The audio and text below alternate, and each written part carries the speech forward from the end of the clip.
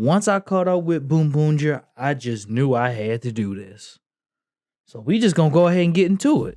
In today's video, we're gonna be looking at the fights from the epic two-parters of episode 8 and 9 of Bakawage Sentai Boonboomger. After seeing these two episodes, I knew this show was gonna be special, so I'm gonna just go ahead and get into it.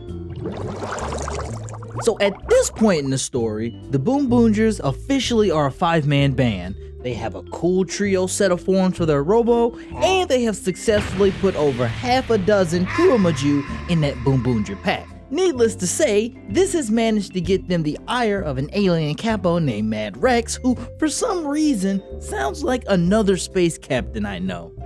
Anyway, Mad Rex is a problem, and his debut proved that he's got that dog in him both metaphorically and quite literally, as he aggressively ISOs Boon Red and puts him through the most aggressive version of Survive the Clock I've seen in a while. Boon Red clears it though, but their beef isn't over, and after Boon Red finally lands a significant hit on Rex, the Hashirayan Capo decides that this cannot stand and decides to formulate a planned out crash out with Sukuna and Hinata. Quick tangent, but if you think those two and Yaru remind you of Team Rocket, don't worry, I feel that way too, and finding out that the Boonboomger writer used to write for Pokemon doesn't help with that either. Around the same time, the Boonboomgers learn of Taya's plan, the BBG, and how that technically none of the Boonboomger gear was ever made for defending the Earth in the first place, which creates a high level of doubt within the team. I mean, to be fair, I would be too, considering how Bruce Wayne his ass be acting when it comes to questions about all the gear's purposes, so it's understandable why a cloud of doubt would cover the team at this moment. To make matters worse, the aliens are now attacking the city with moots, farming gasoline, aka negative emotions, from the citizens. This farming plan is different from like the last 6, as there is no Kuromaju here, so as soon as the team arrives on scene, they beat feet out of there. Say, hold up, wait a minute, something ain't right. Their chase leads to a warehouse, and Team Rocket levels of shenanigans happens as 80% of the gang is now captured in the cage with the Hashirans and unable to transform from within. This just leaves Taya and Mad Rex, in which the latter is ready for a true, unfiltered slugfest and a complete and utter high-speed crash out. As the fight starts, a full-throttle display of swapping hands is given to us, giving us this amazing shot in the process.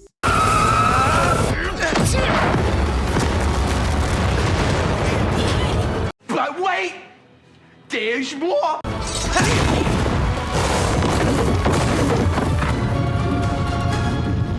God damn, this shit raw. After ending that clash, Mad Rex activates Talk No Jutsu and offers Boon Red a choice to join his crew and ditch his comrades, as Rex can light the fire within him, since they are so similar.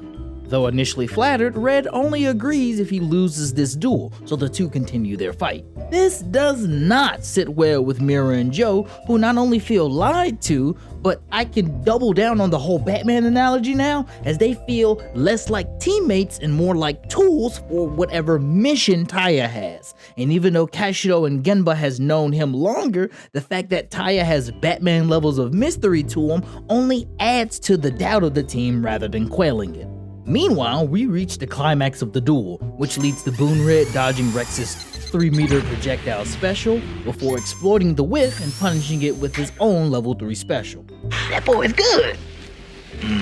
Good and terrible. And even though our boy won the duel, Mad Rex said he was crashing out, disregarding the lives of everyone, including his subordinates, in the process. This results in Mad Rex squeezing Yaru like an orange and huffing all of that previously mentioned gasoline from before and growing because of which. Now it's time for phase 2 of this fight, and though Mira and Joe are still upset with Taya, saving the day takes precedence for now. So they form Robo Police and they get to scrapping. But Rex can ride his weapon on some Green Goblin type shit and manages to outmaneuver and start clapping the gang. When they switch gears by going into Robo Builder, Rex reveals that he knows how to read frames apparently, and puts them into a quick blender, disarming them. Rex is locked in for this salty runback, and then some, as he even interrupts the formation of base Boonboomger Robo, putting Mira and Joe out to fight. I ain't gonna lie, I'm getting cooked.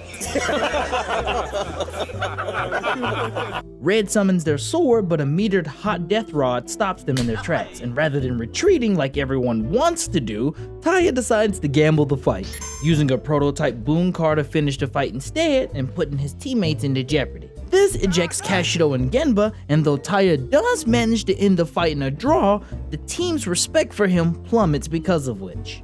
And I get it, any nigga willing to risk your life on some vague agreement you technically didn't agree on would have me upset too. I would've stopped being a Boonboomger that day if it was me. Fuck that. You ain't even got me, do I get health insurance for this? You better be you ain't paying for health insurance?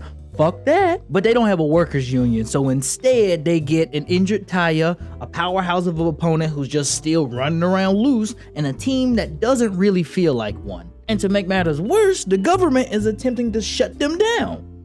Nothing about this is really Bakuage. Things done went from worse to worse, sir. But this is where things pick up. Later. Through a backstory reveal from Bundario and a conversation about sharing dreams, an awakened Taya finds that his team is fighting Mad Rex without him. And though their jumping rhythm is impressive, something is off, and eventually they're mollywopped out of their suits.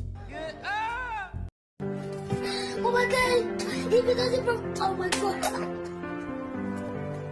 Eventually, Taya finally appears on the scene, and before he even gets a chance to call ISO on Rex, he gets an earful from each member, reminding him why they chose to be Boonboomgers in the first place and who started all of that. Yo, this next clip is when I knew this show was gonna be special.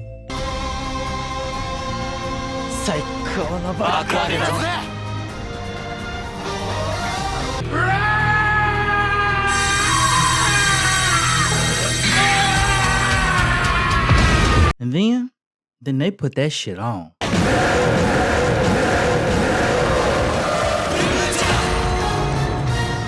gotta tell you, it was perfect. Perfect. Everything, down to the last minute details. Mad Rex just saw all of that shit happen, and he had the nerve to respond with, "I'm gonna rip every one of those tires off." Stop the cap. Stop the cap right now. Stop the cap. His alien ass should have left. I know I would have. To quote my brother in Legion, if 5 colorful like-minded individuals can, they will put belt to ass. But he can't hear me though, so he starts a clash with all 5 of them, and the squad get the burning rubber, pushing them back. With their powers combined, Team QTEs become a lot easier, and Rex finds himself in a fast and furious blender. When he and Boon Red do a solo clash, the team takes full advantage of the moment and seizes it by applying pressure on his alien ass. Hey, yo, what the fuck? Refusing to lose, he juices gasoline out of Yaru again and huffs it in order to get big. Then the Boonboomgers take the fight to stage 2. However, this time, their united superior Sentai spirit, this gives them a new mecha form called Boonboomger Robo Knight, and by embracing its powers together, this happens. It was at this moment that he knew. He fucked up. Yeah, it's about to be a wrap for Rex. After taking a 3-piece from the Boonboomger Knight, even the Boon cars jump in to get their lick back. Yo, yeah, he really getting jumped right now. I jumped in LA by some pussy ass niggas and they jumped me, nigga. Nobody gave me the faith of a one-on-one, nigga. Nobody gave me the respect of a one-on-one. As Rex revs up to attack the gang, they decide to wrap this shit up. And in one final clash, they dump 5 meters of Bakuage pack watch in that ass.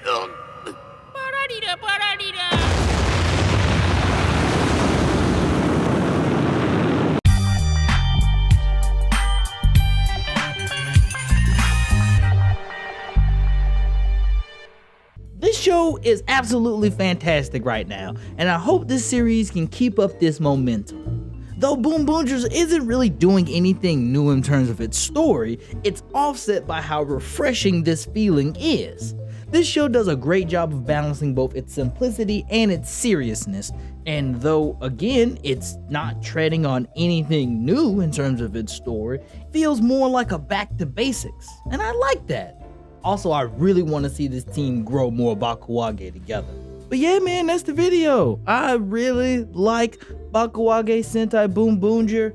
It's a lot of fun, it's raw, and I really like the direction it's going in right now. Like, comment, subscribe, give me $5.